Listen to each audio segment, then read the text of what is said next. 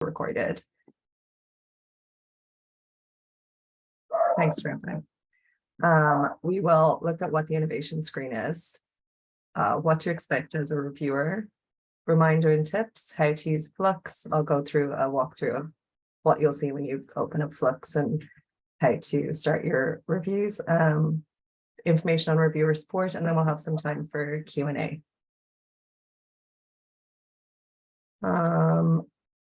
Launched in 2010 with an anchor funding from the Government of Canada, Grand Challenges Canada funds innovations that save and improve the lives of most vulnerable in low and middle income countries in Canada. We support bold ideas with big impacts and integrate science and technology, social and business innovations, known as the integrated innovation. The three pillars of our work are global health innovation, the humanitarian Grand Challenge, and the Indigenous Innovation Initiative. Regardless of program, we're prioritizing locally driven solutions for better results and greater impact, increasingly engaging people with lived experience throughout all aspects of our process. Somebody has their sound turned on. Can you mute, please? All aspects of our process want lived experience to be at the heart of our work. I'm just going to pass over to Terefe or Jocelyn. Okay. Yeah. Okay. So we're just going to give you a quick highlight of what this Grand Challenge is about.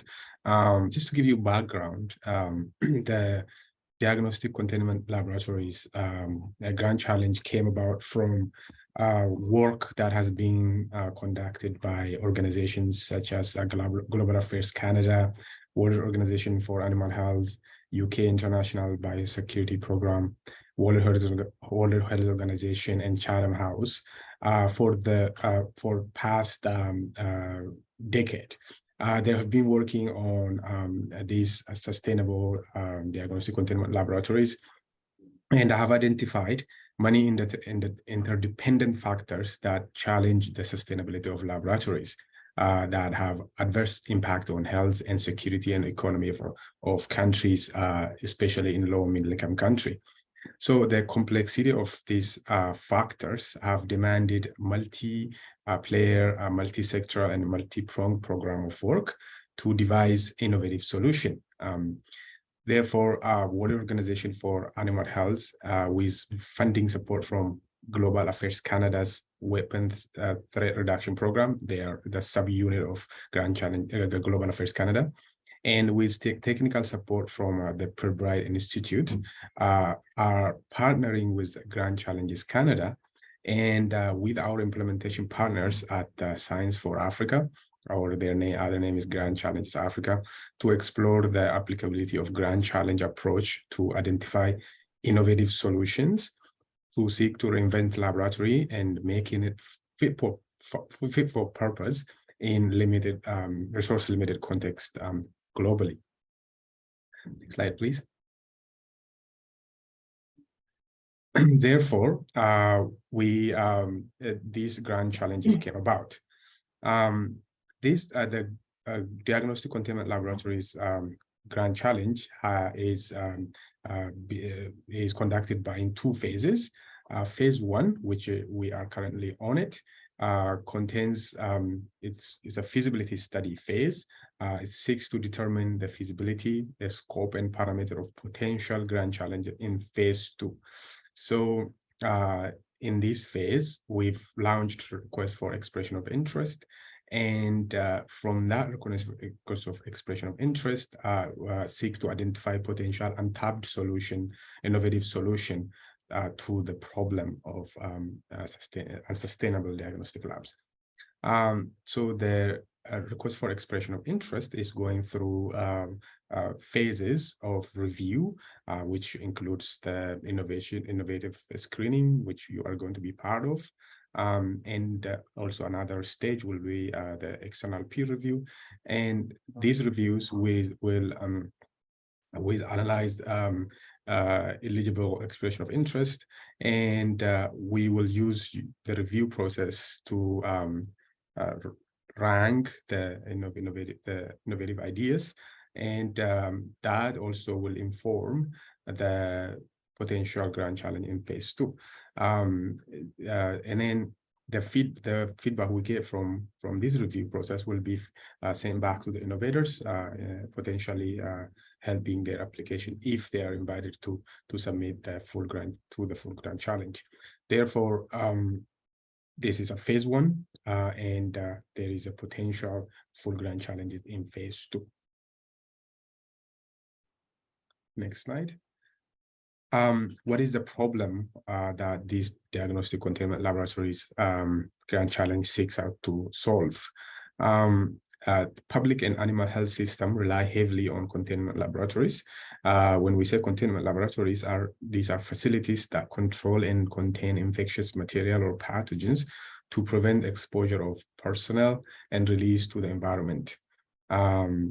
So usually the diagnostic containment laboratories are responsible for conducting routine disease surveillance, early detection and characterization of disease events, supporting critical applied research to assist in detection and risk management and prevention and control of infectious disease, and also handling and storing of potentially harmful pathogens.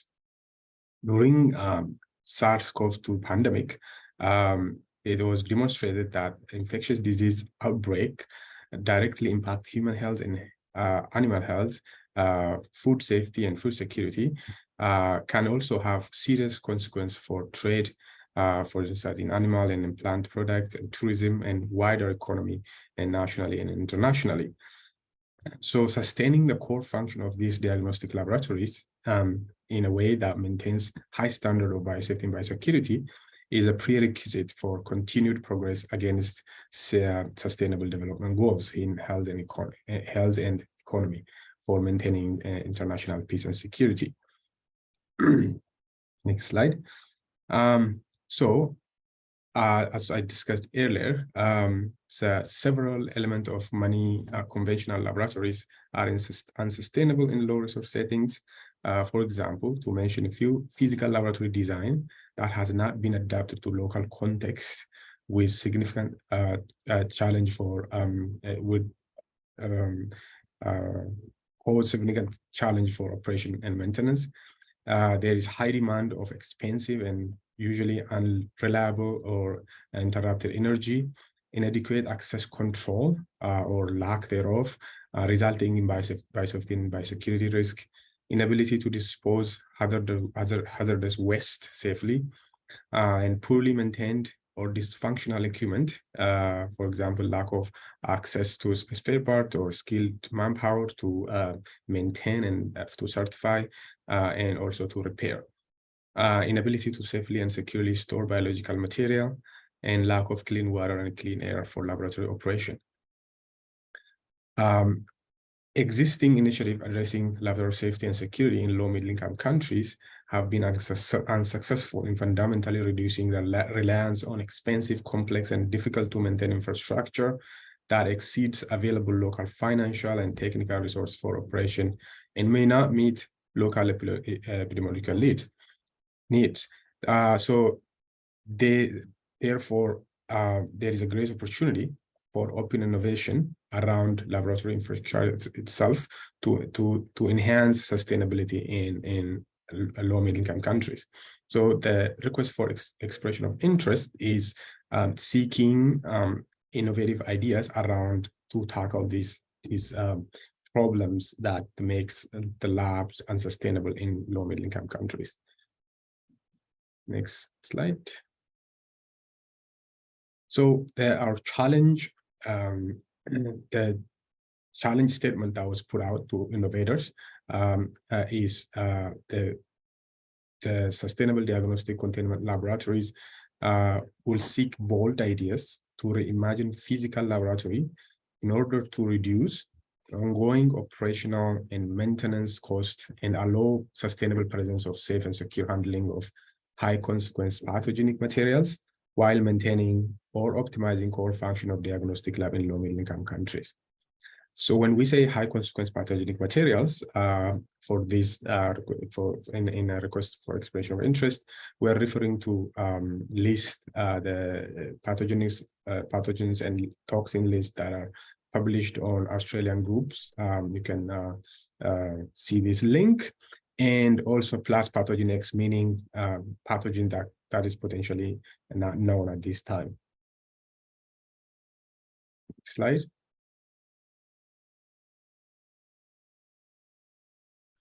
What we're looking for, the request for expression of interest is looking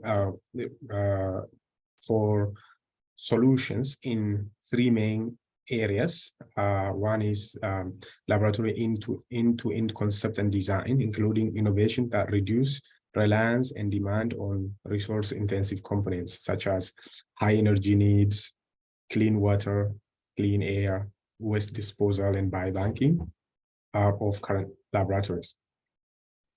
Two, laboratory operation that delivers function required for high consequence pathogen to be handled and safely and securely, bridging the need for high intensity operation in crisis times with business as usual operations in standard local operation conditions. And then third, business model for ownership and utility of laboratory functions sustained by local leadership. Geography, scope, and target users. To be considered under this RFI, eligible for any potential funding in phase 2, proposed innovation must be suitable for and intended to be implemented or tested in low-middle-income countries, because the problems we've described are applicable mostly in low-middle-income countries, with initial emphasis on Africa. Target users of solutions funded through this call are unserved and deserved communities in low-income countries. These are additional specifications that we're looking for the criteria for reimagined laboratories. As we said, the lab should handle the high consequence pathogens. Therefore, these are bare minimum requirement for a lab to be able to handle those pathogens. Then this is included in request for expression of interest. Next slide. What we are not looking for in this request for expression of interest or laboratory personnel training, as our partners have separate program for this, and specific diagnostic equipment or assay for specific pathogens are not in the scope for the request for expression of interest call. And then another area we are not considering is the established projects that establish proof of concept of innovation for which the core intellectual property rights are owned by a third party institution. And then there are many others intellectual property related criteria that we're not considering. I will refer you to the request for expression of interest.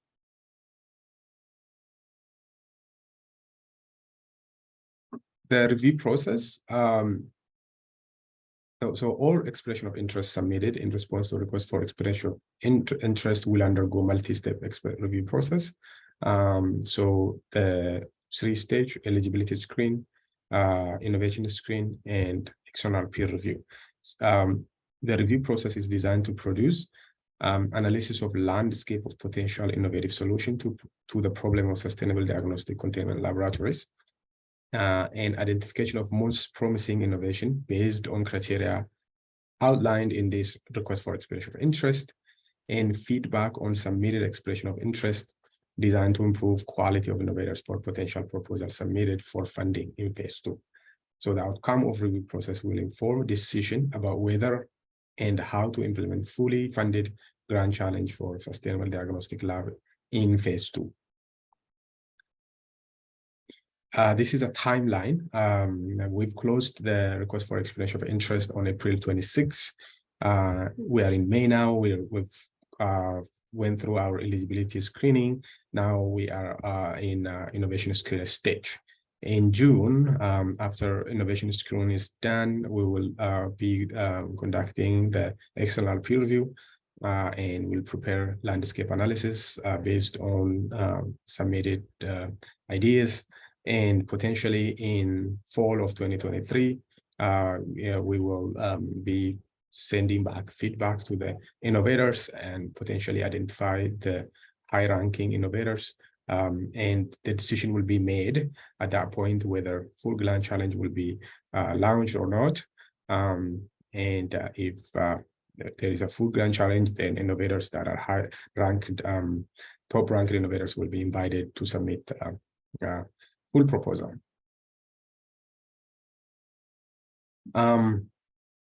So this is statistics, how many applications we received. We received 76 applications to the request for explanation of interest. Majority of our applicants are in sub-Saharan Africa. And then second column from the first table shows where the innovators are planning to implement their ideas. And majority of the applicants also planning to implement their ideas in sub-Saharan Africa as well. But overall, we have good representation from all over the globe,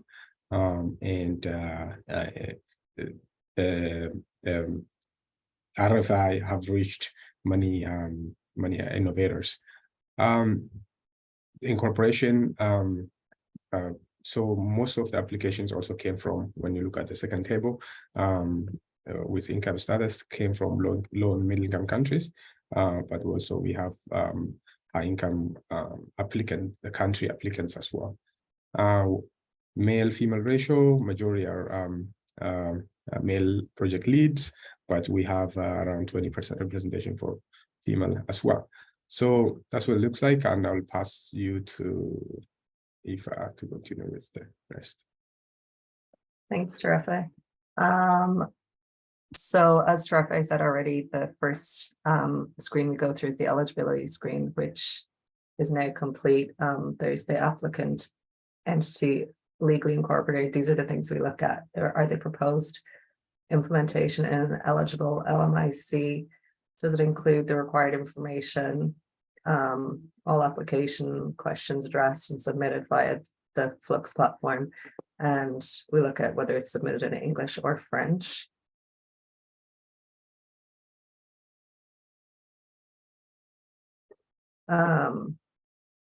At innovation screen, this is the first step in the review process for selecting applications that will be funded.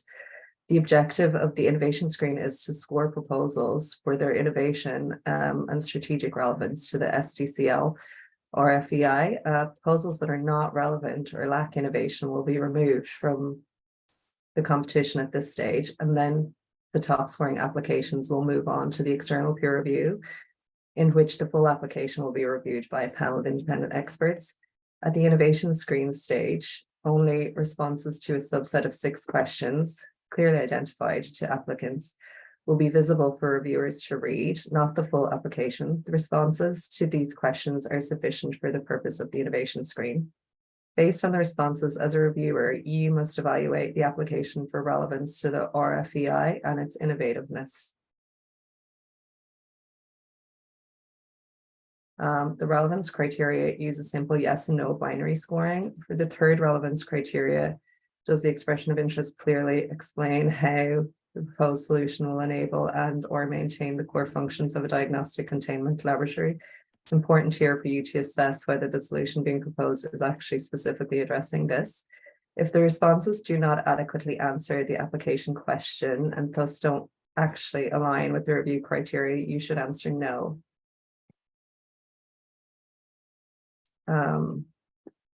The innovation criteria use a 1 to 5 rating scale in order to support consistency in scoring across reviews.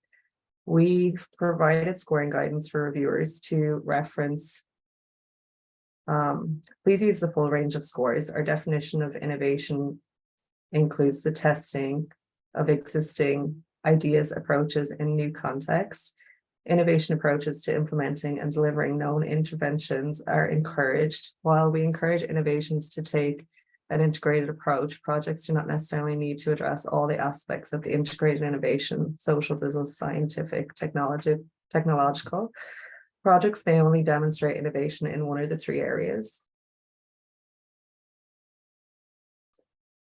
To justify your review and score, we ask you to provide brief comments on what you consider the strength areas for improvement of the proposed idea. The comments should address aspects of the criteria listed above. If you've comments that are not directly related to the evaluation criteria, please include those in the general comment box. We ask you to give thoughtful, constructive feedback. All comments are shared anonymously with the applicants following the review, and therefore please ensure you use appropriate and professional language. Write 1 to 2 sentences in the strengths and weakness boxes and keep your comments constructive and professional. Do not write your number scores in the comment boxes. Do not discuss other applications in the comments either, and avoid using I statements. Here's just some reminders and tips. The purpose of the innovation screen is to screen out expressions of interest that are a weak fit with the call, not a selection of the best. Evaluate the proposed idea only for its relevance to the RFEI and its innovativeness, not the feasibility quality of the project plan. Keep in mind our areas of focus, see section 2.1 of the RFEI. Spelling and grammar are not being judged here, it's only the idea itself. And for tips, we suggest you read through a few proposals before submitting your scores. You can use the save button. Work through proposals in batches of 5 to 10 and try to space out the work across the full review period. I'll give you a quick run through Flux. Some of you are familiar with this. For those that aren't,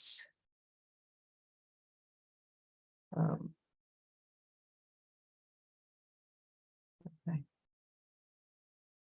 Can everybody see the Flux screen now? Okay, so this is what it should look like when you're going to log in. You should have the option to log in as a reviewer. And then this is what will pop up first. So you get the conflict of interest section, which you have to acknowledge. And once you hit save on that, then you will see the application.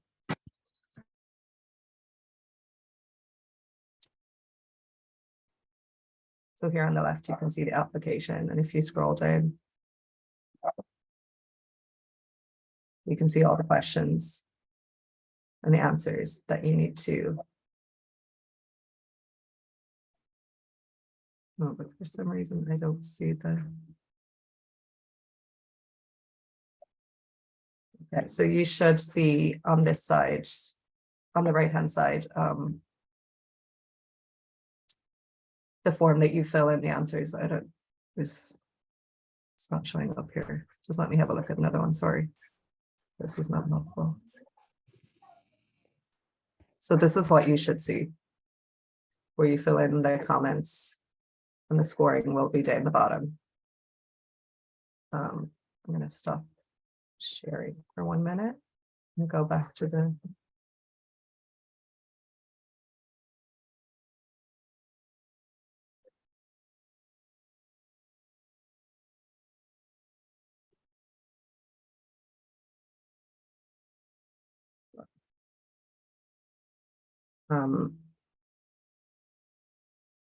So that's the walkthrough Flux. You will be set up. For those who don't have a login right now, you will be set up. I will set up a login for you over the next day or two before we assign the applications. But that's how you will log in. You'll be sent in the email. It will send you the link to log in and reset your password. And then you should see all your reviews when you go in. This is just going to cover the deadline, which is May 23rd, to submit your reviews. There will be 2 office hours on Tuesday, 9th of May between 10 and 11 and the 14th of May between 10 and 11. This is just to drop in if you have any questions on your reviews, on the review process. If you have any issues with Flux, you can always email us as well throughout the whole review process at review@grandchallenges.ca. But those office hours will be there for you just to pop in and have a chat about whatever, if you have any issues or concerns. And this is just some more information. So that's kind of it. If we have any questions, we can take them now.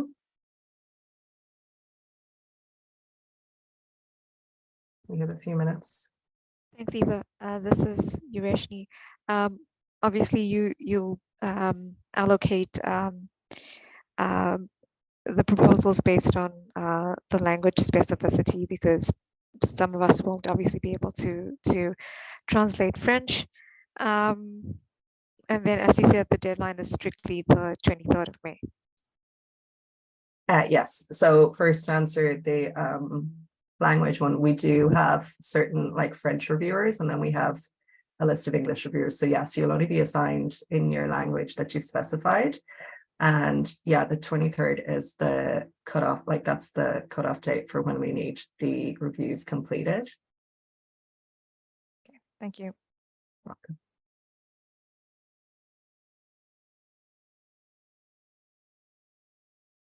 Oh, so this is a question. There's a question in the chat there. This is probably for Terefe or Jocelyn. Oh yeah, there's okay. Yeah, unfortunately, this innovation screen stage, this is we haven't planned for that. The question is there any allowance for data for people from place where there's data is expensive? Yeah, no, we haven't planned for that, and unfortunately, we don't have allowance at this time. Thanks, Terefe. I think there might be one more question. When do we begin? I believe it is what is the timeline? So tomorrow, I will assign all the reviews. So they should be available from tomorrow evening or Friday morning.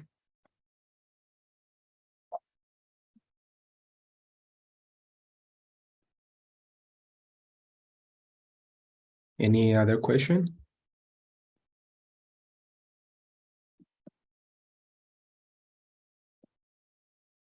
If you have any further questions and you think of them later, you can just email the review at Grand Challenges and I can answer them or pass them to Terefe or Jocelyn if we don't have any more questions now. Do we get to be paid? No, this is a volunteer only. Yeah. I think we did put that in the email, but just to be clear, yeah, this is just a volunteer review. We don't have the budget for honorariums for this one. Thanks for asking the question, Gladys. Yeah, and this presentation, have you shared this with us already, or will it be shared? This will be shared. So after the meeting, we will download the recording as well, and we will share the deck and the recording and the guidance on reviewing. So we'll share it with everybody after this meeting. Okay, thank you. If is that a practice to share the RFI as well? If the request for expression of interest was shared publicly for innovators, but I don't think they can access it now through the link, but we can share that as well if you want to read it and understand in detail. The all information I shared with you through the presentation is available in request for expression of interest document.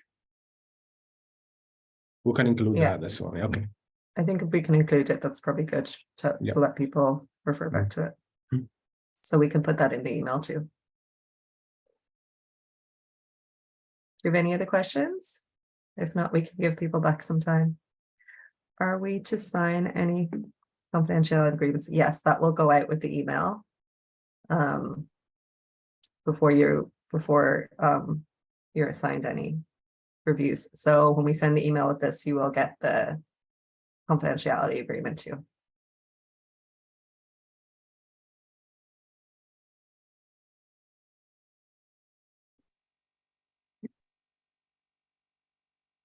Are they expecting email today, Aoife, just to give them some? We'll get it out and by end of day today, yeah. Okay. For those of you Okay. who are in a different time zone, probably you will see that even In the tomorrow morning. Yeah. Yeah. Okay. Yeah, okay. Please, I have a question. Go Yeah, ahead. go ahead, Sharifa.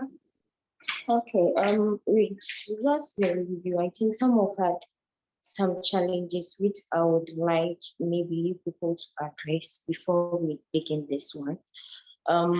With regards to the previous one we just did, when you are done with everything and you submit, sometimes you come back and open the portal and that particular review is still there.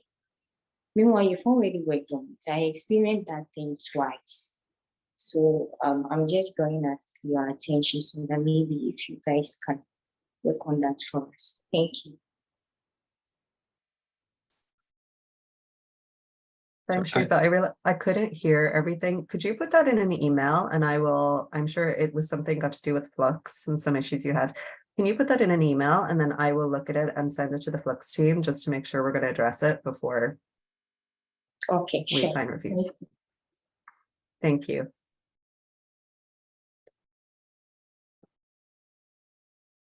Is there any more questions?